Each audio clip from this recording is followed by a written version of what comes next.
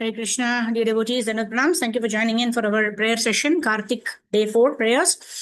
We just got a message from Shobha Mataji that one of her friends' daughter, 28 years old, suddenly she passed away.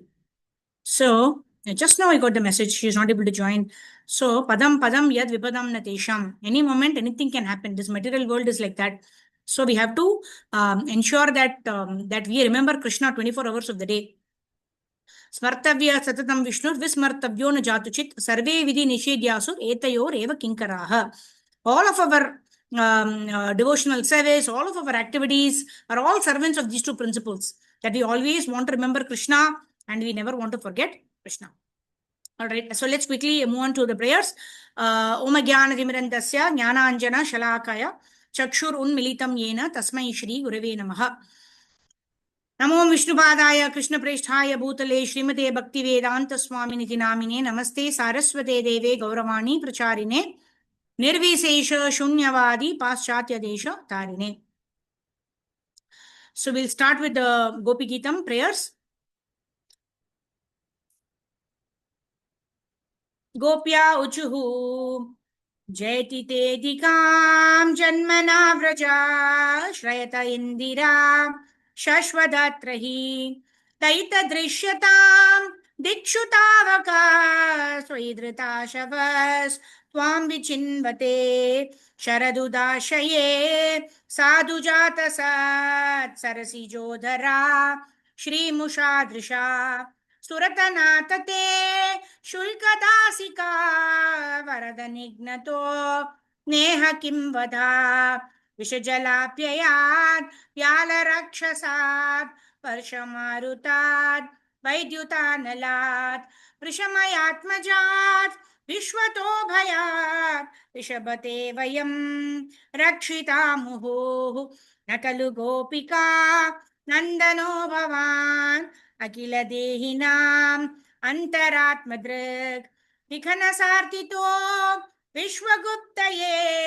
सकौदेयिवान् सात्वतां कुले विरचिता भयं वृष्णिदूर्यते चरणमीयुषां संश्रुतेर्भयात् करसरोरुहं कान्तकामदं शिरसि देहिना श्रीकराग्रहं व्रजजनार्तिहन् वीरयोषितां निजजनस्मया ध्वंसना स्मिता भज सखे भवात् किङ्करी स्मनो जलरुहाननं चारुदर्शया प्रणतदेहिनां पापकर्षणं ऋणचरानुगं श्रीनिकेतनं फणिफणार्पितं ते पलाम्बुजं कृणुकुचेषुना कृन्दिहृच्चयं मधुरया गिरा वल्गुवाक्यया उदमनोस्वया पुष्करे क्षणा विधिकरीरिमा वीरमूयतीरधरसीधुना प्याययस्वना तव कथामृतं तप्तजीवनं कविविरीदितं कल्मषापहं श्रवणमङ्गं श्रीमदाततं भुवि गृह्णन्ति ये भूरिदा जना प्रहसितं प्रिया प्रेमवीक्षणं विहरणं च ते ध्यानमङ्गलं रहसि संविदो या हृदि स्पृशाः कुहकनो मना शोभयन्ति हि चलसि यद्व्रजा चम्पशुन् नलिन सुन्दरं नाथ ते पदं शीलतृणङ्कुरै शीरतीतिना कलिलतामना कान्त गच्छति दिनपरीक्षये नीलकुण्टलैर्वनरुहाननं बिभ्रदावृतं गणरजस्वलं दर्शयन्मुहुः मनसि नास्मरं वीरयच्छसि प्रणतकामदं पद्मजार्चितं धरणिमण्डनं देयमापदि चरणपङ्कजं शन्तमं च ते रमणनस्तनेषु अर्पयादिहन् सुरतवर्धनं शोकनाशनं स्वरितवेणुना सुस्तुचुम्बितम् इतरराघवी स्मारणं नृणां पितरवीरनास्तेदरामृतम् अतति यद्भवान् हनिकाननम् त्रुतियुगायते त्वामपश्यतम् कुटिलकुण्डलम् श्रीमुखं च ते जडौ दीक्षताम् पक्ष्मकृदृशां पतिसुतान्वया प्रातृबान्धवान् अधिविलङ्घ्यते अन्त्य अच्युतागता गतिविदस्तवोत् कीर्तमोहिता गितवयोषिता यस्तजे निशि रहसि संविदं हृच्चयोदयं रहसिताननं प्रेमवीक्षणं बृहदुराश्रियो वीक्षदामते मुहुरति स्पृहा मुह्यते मना रजवनौकसां व्यक्तिरङ्गते विजिनहन्त्र्यलं विश्वमङ्गलं त्यजमनार्चनास्त्वत्स्पृहात्मनां स्वजनहृद्रुजां यन्निषूदनं यत्ते सुजातशरणाम्बुरुहं स्तनेषु बीतक्षणे प्रियदधीमहि कर्कशेषु तेनातवीमतसि तद्व्यततेन किं स्वेत् कूर्पादिभिर्भ्रमति धीर्भवदायुषं नः। श्री दामोदराष्टकम की जय। नमामीश्वरं शचितानन्दरूपं लसत्कुण्डलं गोकुले व्रजमानं यशोदाभियोलूकलाधवमानं परामृस्तमात्यन्ततो द्रुतगोप्या उदन्तमुहुर्नेत्रयुग्मं मृजन्तं कराम्भोजयुग्मेन सात्तङ्कनेत्रम् मुहुश्वासकम्पात्रिरेकाङ्कघण्टा स्थिता ग्रैवं दामोदरं भक्तिबदम् इति दृक्ष्वलीलाभिरानन्दकुण्डे स्वघोषं निमज्जन्तमाख्यापयन्तम् तडीयेसिताज्ञेषु भक्तर्जितत्वम् प्रेमतस्तं सतावृति वन्दे परं देवमोक्षां न मोक्षवदीं वा न चान्यं वृणेऽहं वरिषडपीह इदं तेव पूर्णात गोपालबालं सदा मे मनस्याविराष्टं किमन्यै इदं ते मुकाम्बोजम् अत्यन्तनीलैर्वृतं कुण्तलैः स्निग्धरक्त च गोप्या मोचुम्बितां बिम्बरक्ताधरं मे मनस्याविराष्टम् अलं लक्षलाभै नमो देव दामोदरानन्त विष्णु प्रसीद प्रभो दुःखजालब्धिमग्नम् कृपादृष्टिवृष्ट्यातिदीनं बतानो गृहणेश मामज्ञं गेद्यक्षिदृशा कुबेरात्मजौ बद्धमूर्त्यैव यद्वत् त्वयामुचितौ भक्तिभाजौ कृतौ च तथा प्रेम भक्तिं स्वकामे प्रयच्छ नमोक्षे ग्रहो मे स्थिरामुदरेह नमस्तेस्तु दाम्ने सुरदीप्तिदाम्ने त्वदीयोदरायात विश्वस्य दाम्ने नमो राधिकायै त्वदीयप्रियायै नमो अनन्तलीलाय देवाय तोभ्यं नमो राधिकायै त्वदीयप्रियायै नमो अनन्तलीलाय देवाय तोभ्यं जय राधा दामोदर राधा दामोदर राधा दामोदर श्री राधे जय यशोदा दामोदर यशोदा दामोदर यशोदा दामोदर श्री राधे। दामोदर अष्टकम की जय। षड गोस्वामी अष्टकम की जय। कृष्णोत्कीर्तन गान नर्तन परो प्रेमृताम्बो निधि धीराधीरजन प्रियौ प्रियकरौ निर्मत्सरौ पूजितौ श्रीचैतन्य कृपाभरौ भुवि भुवो बारावहन्तारकौ वन्दे रूपसनातनौ रघुयुगौ श्रीजीवगोपालकौ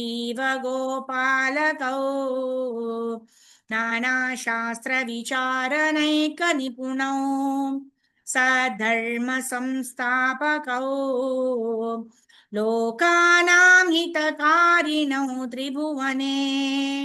मान्यौ शरण्याकरौ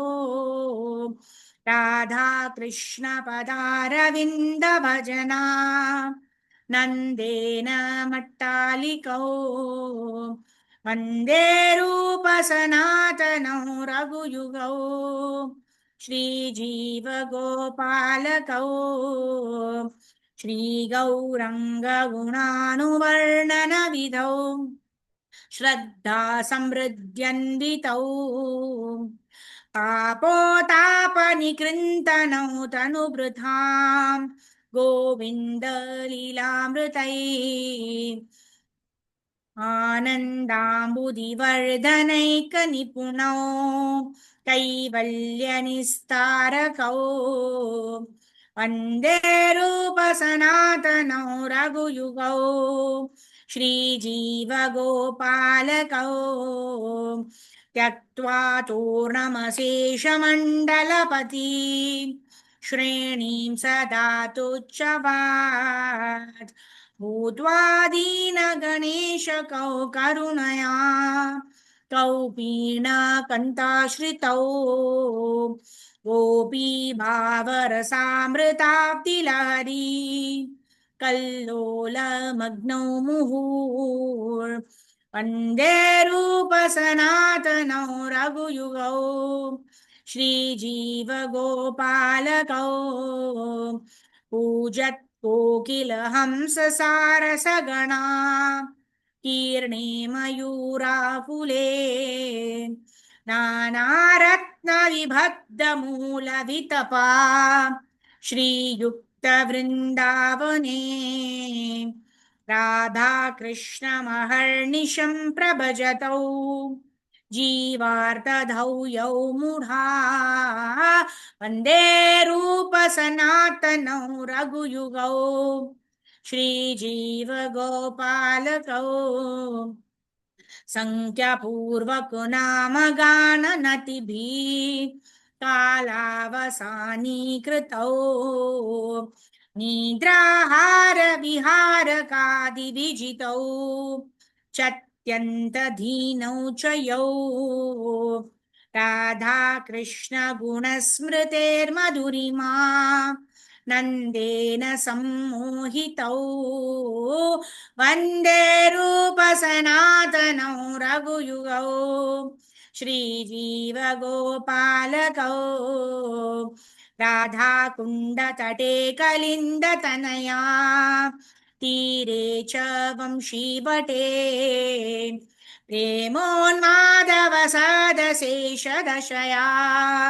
ग्रस्तौ प्रमत्तौ सदा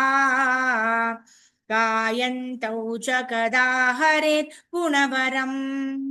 भावाभिभूतौ मुढा वन्दे रूपसनातनौ रघुयुगौ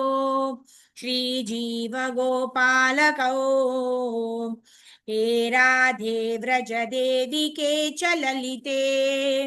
हे नन्दशोणोकुटः श्रीगोवर्धनकल्पपादपतले कालिन्दिवाने कुटः पोषन्तविति सर्वतो व्रजपुरे खेदैर्महाविह्वलौ वन्दे रूपसनातनौ रघुयुगौ श्रीजीवगोपालकौ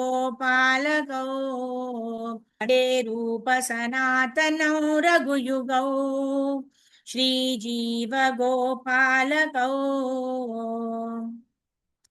I will sing the Chaurashtakam. ब्रजे प्रसीदं नवनीतचौरं गोपाङ्गनानां च दुकूलचौरम् अनेकजन्मार्जितपापचौरं चौरग्रगण्यं पुरुषं नमामि श्रीराधिकाया हृदयास्य चौरं नवाम्बुधश्यामल कान्तिचौरम् पादाश्रितानां च समस्तचौरं चौराग्रगण्यं पुरुषं नमामि अकिश्चनि कृत्य पादाश्रितं या करोति भिक्षुं पाति गेहहीनम् केनाप्यहो भीषण चौरयिद्रे दृष्टाश्रुतो वा न जगत्त्रयेऽपि यदीयनामापि हरत्यशेषं विधिप्रसारानपि पापराशिम् आश्चर्यरूपो ननु चौरायिद्रे दृष्टश्रुतो वा न मया कदापि धनं च मानं च ततेन्द्रियाणि प्राणांश्च हृत्वा मम सर्वमेव प्रयासे कुत्र धृतौ दंचौरा त्वं भक्तिध्यानासि मया निरूढा चिन्नत्सि घोरं यमपाशबन्धं भिन्नत्सि भीमं भवपाशबन्धम् चिन्नत्सि सर्वस्य समस्तबन्धं नैवात्मनो भक्तकृतं तु बन्धं मन्मानसे तामसराशि घोरे कारागृहे दुःख माये निबध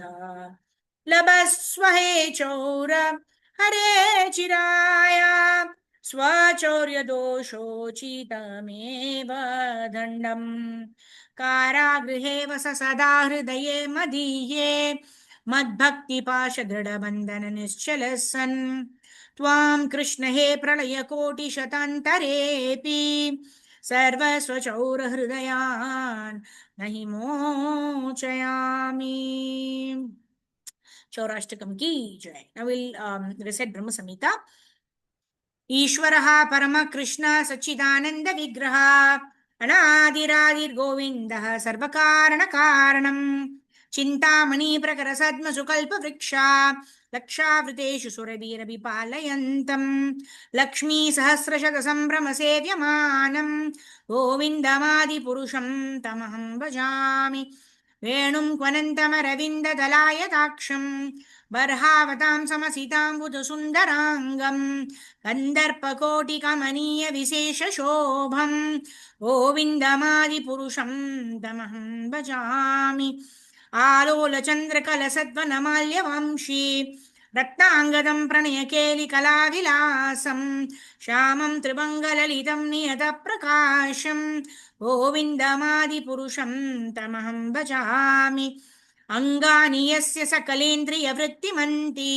पश्यन्ति पन्ति कलयन्ति चिरं जगन्ति आनन्दचिन्मय सदुज्ज्वाल विग्रहस्य गोविन्दमादिपुरुषं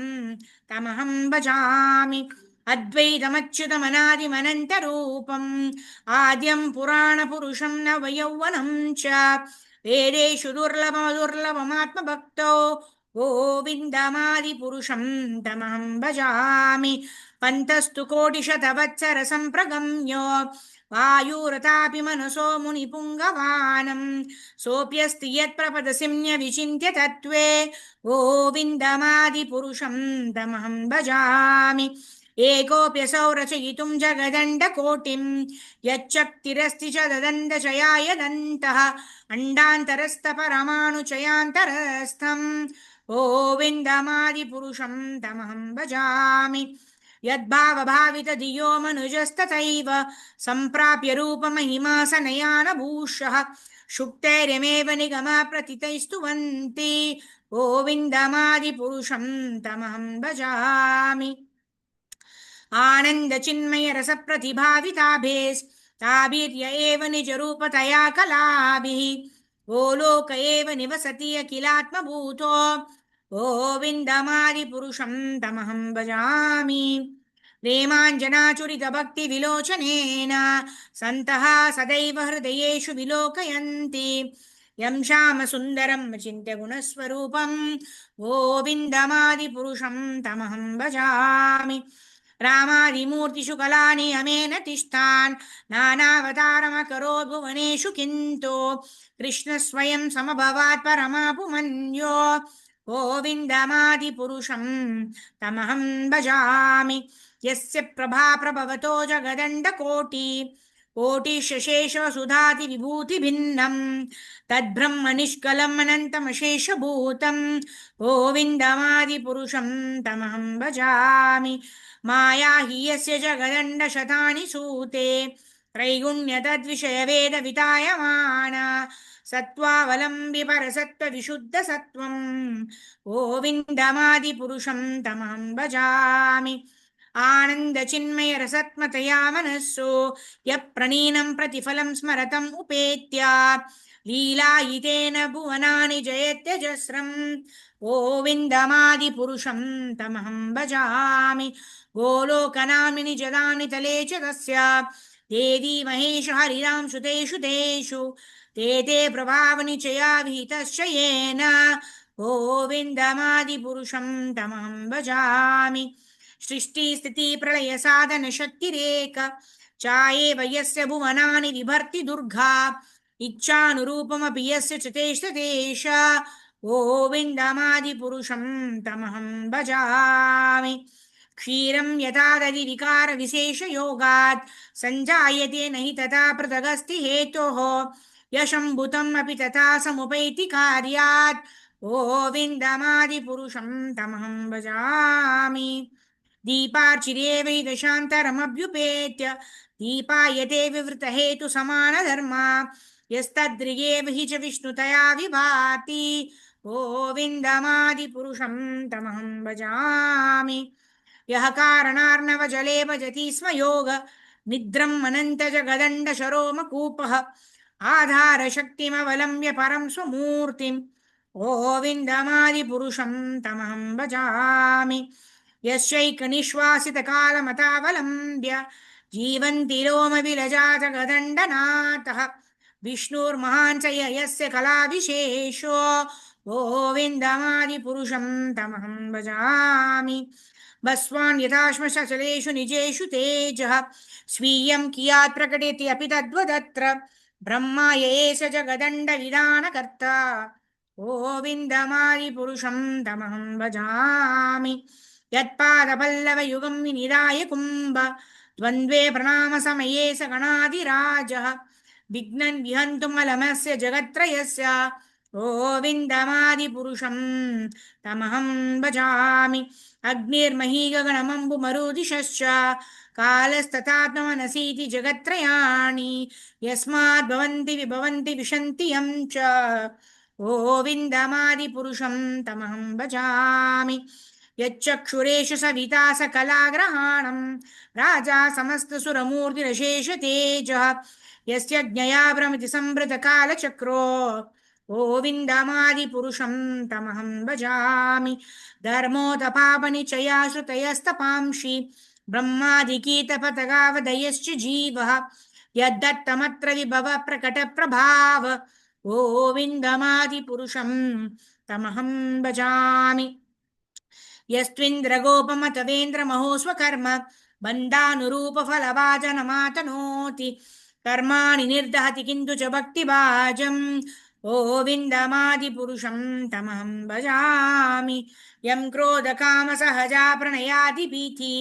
वात्सल्यमोहगुरुगौरवसेव्यभावैः सञ्चिन्त्य तस्य सदृशीं तनुमापुरेते गोविन्दमादिपुरुषं तमहं भजामि श्रिया कान्ता कान्ता परमपुरुषा कल्पतरवो द्रुमा भूमिश्चिन्तामणि गणमयी तोयममृतं कथागानं नाट्यं गमनम् अपि वंसि प्रियसखी चिदानन्दं ज्योति परमपि तत् स्वाद्यमपि च स यत्र क्षीराब्धि श्रवति सुरभीभ्यश्च सुमहान् इमे सर्दक्योपव्रजति नहि यत्रापि समयः भजे श्वेतद्वीपं तमहं ह्य गोलोकम् इतीयम् विदन्तस्ते सन्तः क्षितिविरलचरा कटिपये ईश्वरः परम कृष्ण सच्चिदानंद विग्रह अनादिरादिर्गोविन्दः सर्वकारण कारणम ब्रह्म संहिता की जय. Now we'll read the Gajendra Moksham prayers. How Gajendra's prayers of surrender and how the Lord personally came in the Garuda to liberate Gajendra and take him back to the spiritual world. Shri बादरयानी रुवाच एवं व्यवसिता बुद्ध्या समाधाय मनोहृदि जजाप परमं जाप्यं प्राग्जन्मनि अनुशिक्षितम्. श्री गजेन्द्र उवाच ओम नमो भगवते तस्मै यथा एतच्चिदात्मकम् पुरुषायादिबीजाय परेशाय विधीमहि यस्मिन्निदं यतश्चेदं येनेदं य इदं स्वयं यो अस्मात् परस्माच्च परस्तं प्रपद्ये स्वयं भुवम्. यस्वात्मनीदं निजमाययार्पितं क्वचिद् विभातं क्वच तत्तिरोहितम् अविद्यदृक्साक्षुभयं तदीक्षते स आत्ममूलो अवतु मां परात् परः. कालेन पञ्चत्वमितेषु कृत्स्नषु लोकेषु पालेषु च सर्वहेतुषु तमस्तदासीत् गहनं गभीरं यस्तस्य पारे अभिविराजते विभुः. न यस्य देवा ऋषया पदं विदुर् जन्तु पुनः को रहति गन्तुमीरितुं यथा नटस्याकृतिभिर्विचेष्टतो दुरत्ययानुक्रमणा समावतो दिदृक्षवो यस्य पदं सुमङ्गलं विमुक्तसङ्गा मुनया सुसाधवः चरन्त्यलोकाव्रतमव्रणं वने भूतात्मभूतासुरदा समे गतिः. न विद्यते यस्य च जन्म कर्म वा न नाम रूपे गुणदोष एव वा तथापि लोकाभयसम्भवायया स्वमायया तान्यनुकालमृच्छति. तस्मै नमः परेशाय ब्रह्मणे अनन्तशक्तये आरूपायोरुरूपाय नमाश्चर्यकर्मणे नमात्मा प्रदीपाय साक्षिणे परमात्मने नमो गीरां विदूराय मनसश्चेतसामपि सत्त्वेन प्रतिलभ्याय नैष्कर्म्येण विपश्चिता नमः कैवल्यनाथाय निर्वाणसुखसंविदे नमः शान्ताय घोराय मूढाय गुणधर्मिणे निर्विशेषाय साम्याय नमो ज्ञानगणाय च क्षेत्रज्ञाय नमस्तुभ्यं सर्वध्यक्षाय साक्षिणे पुरुषायात्माय मूलाय मूलप्रकृतये नमः सर्वेन्द्रियगुणद्रष्ट्रे सर्वप्रत्ययहेतवे असताचाय योक्ताय सदाभासाय ते नमः. नमो नमस्ते अखिलकारणाय निष्कारणाय अद्भुतकारणाय सर्वकर्माणाय महार्णवाय नमो अपवर्गाय परायणाय गुणारणीचन्नचित् उष्मपाय तत्क्षोभविस्फूर्जितमानसाय नैष्कर्म्यभावेन विवर्जितागम स्वयं प्रकाशाय नमस्करोमि. मातृक्प्रपन्नपशुपाशविमोक्षणाय मुक्ताय भूरि करुणाय नमो हराय श्वांशेन सर्वतनूभृन्मनसि प्रतीत प्रत्यग्दृशे भगवते बृहते नमस्ते. आत्मात्मजाप्तगृहवित्तजनेषु शक्तेर् दुष्प्रापणाय गुणसङ्गविवर्जिताय मुक्तात्मभिः स्वहृदये परिभाविताय ज्ञानात्मने भगवते नमः ईश्वराय. Just 1 second, devotees.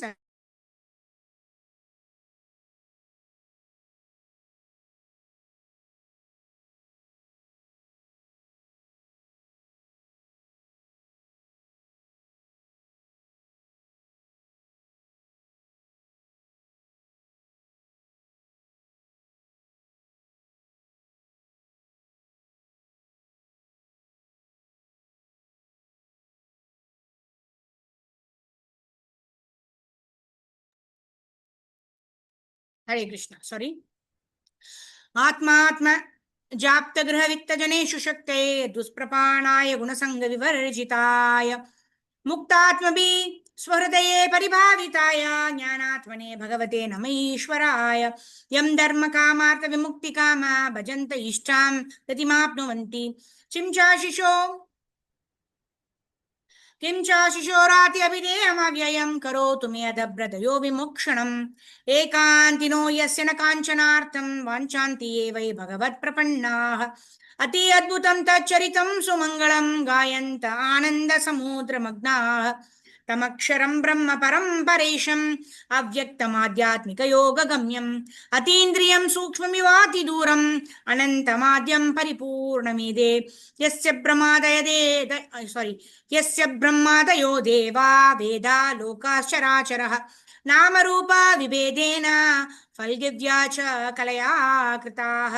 यथार्चिषोऽग्ने सवितोर्गभस्तयो निर्यान्ति संयान्ति असकृत् स्वरोचिषः तथा यतोऽयं गुणसम्प्रवाहो बुद्धिर्मनः कानि शरीरसर्गाः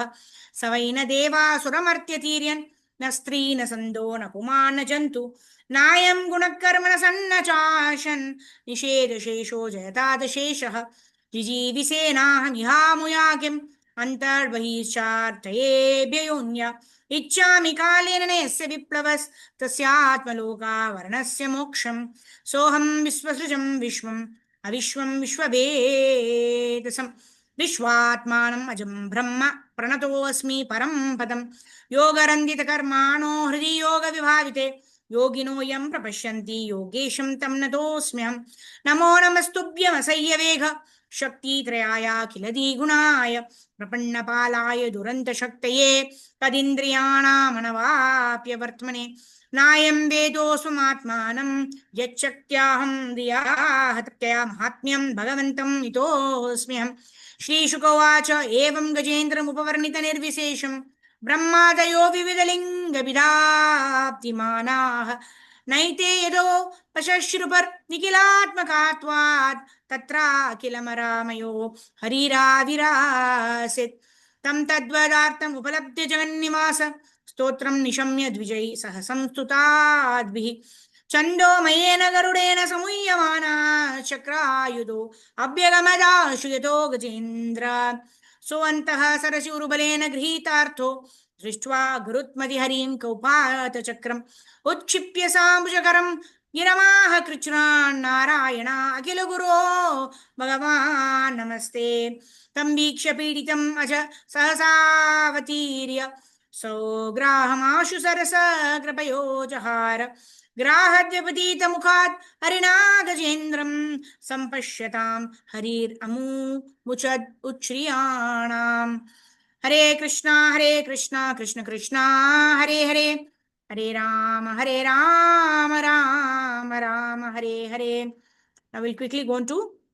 Bhagavad Gita. Last time we completed until 2.50. Today we will start from 2.51 of the Bhagavad Gita. Om Namo Bhagavate Vasudevaya. Om Namo Bhagavate Vasudevaya. Om Namo Bhagavate Vasudevaya. कर्मजं बुद्धियुक्ता हि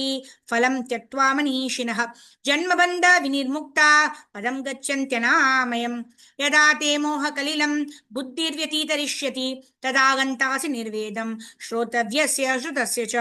श्रुति विप्रतिपन्ना ते यदा स्थास्यति निश्चला समाधवचला बुद्धिस्तदा योगम् अवाप्स्यसि. अर्जुन उवाच सिता प्रज्ञस्य का भाषा समाधिस्तस्य केशव सितादि किं प्रभाषेत किम् आसीत व्रजेत किम्. श्रीभगवानुवाच प्रजहति यदा कामान् सर्वान् पार्थमनोगतान् आत्मन्येवात्मना तुष्टः स्थितप्रज्ञस्तदोच्यते दुःखेष्वनुद्विग्नमनाः सुखेषु विगतस्पृहः वीतरागा भयक्रोध स्थिताधिर्मुनिरुच्यते यः सर्वात्र नाभिष्णेहस्तत्तत्प्राप्य शुभाशुभं नाभिनन्दति न द्वेष्टि तस्य प्रज्ञा प्रतिष्ठिता. यदा संहरते चायं कूर्मोऽङ्गानीव सर्वशः इन्द्रियाणीन्द्रियार्थेभ्यस्तस्य प्रज्ञा प्रतिष्ठिता. विषया विनिवर्तन्ते निराहारस्य देहिनः रसावर्ज्यं रसोऽप्यस्य परं दृष्ट्वा निवर्तते. यततो हि अपि कौन्तेय पुरुषस्य विपश्चितः इन्द्रियाणि प्रमाथीनि हरन्ति प्रशमं मनः तानि सर्वाणि संयम्य युक्तासीत मत्परः पशेहि यस्येन्द्रियाणि तस्य प्रज्ञा प्रतिष्ठिता. ध्यायतो विषयान् पुंसा सङ्गस्तेषूपजायते सङ्गजायते कामात् क्रोधोद्विजायते क्रोधात् भवति सम्मोह सम्मोहात् स्मृतिविभ्रमः स्मृतिभ्रंशात् बुद्धिनाशो बुद्धिनाशात् प्रणश्यति. राहद्वेष विमुक्तैस्तु विषयान् इन्द्रियैश्चरन् आत्मवश्यैर्विधेयात्मा प्रसादम् अधिगच्छति प्रसादे सर्वदुःखानां हानिरस्योपजायते प्रसन्नचेतसो हि आशु बुद्धि पर्यावतिष्ठते नास्ति बुद्धिरयुक्तस्य न चायुक्तस्य भावना न चाभावयतः शान्तिर् अशान्तस्य कुतः सुखम् इन्द्रियाणि हि चरतां यन्मनोनुविधीयते तदस्य हरति प्रज्ञं वायुर्नावम् इवाम्बसि तस्माद् यस्य महाबाहो निगृहीतानि सर्वशः इन्द्रियाणि इन्द्रियार्थेभ्यस्तस्य प्रज्ञा प्रतिष्ठिता या निशा सर्वभूतानां तस्यां जागृति संयमी यस्यां जागृति भूतानि सा निशा पश्यतो मुनेः अपूर्यमानम् अचलप्रतिष्ठं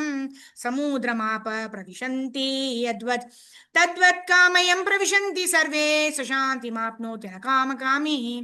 विहाय कामान् यः सर्वान् पुमां शरति निःस्पृहः निर्ममो निरहङ्कारः स शान्तिम् अधिगच्छति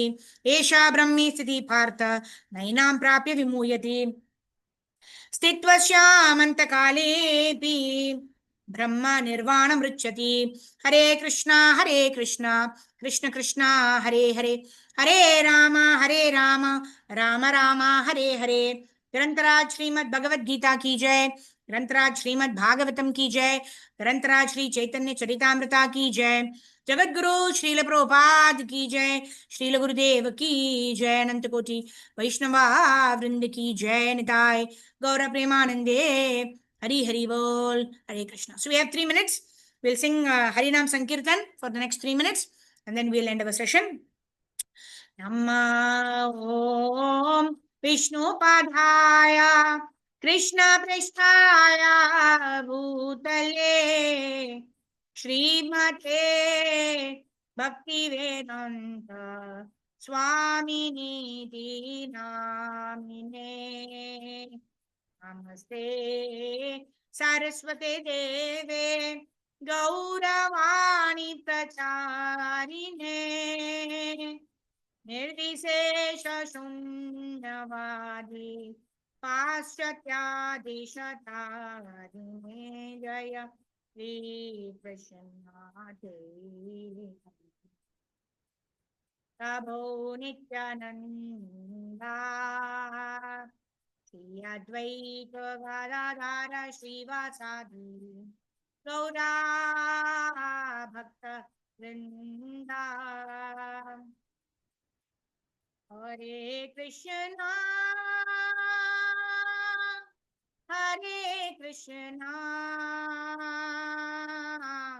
कृष्णा कृष्णा हरे हरे हरे रामा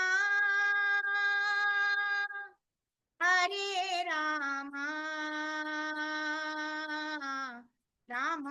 राम हरे हरे हरे कृष्णा कृष्ण कृष्ण हरे हरे हरे राम राम राम हरे हरे हरे कृष्णा कृष्णा कृष्णा हरे हरे हरे राम राम राम हरे हरे हरे कृष्णा कृष्ण कृष्ण हरे हरे हरे राम राम राम हरे हरे हरे कृष्णा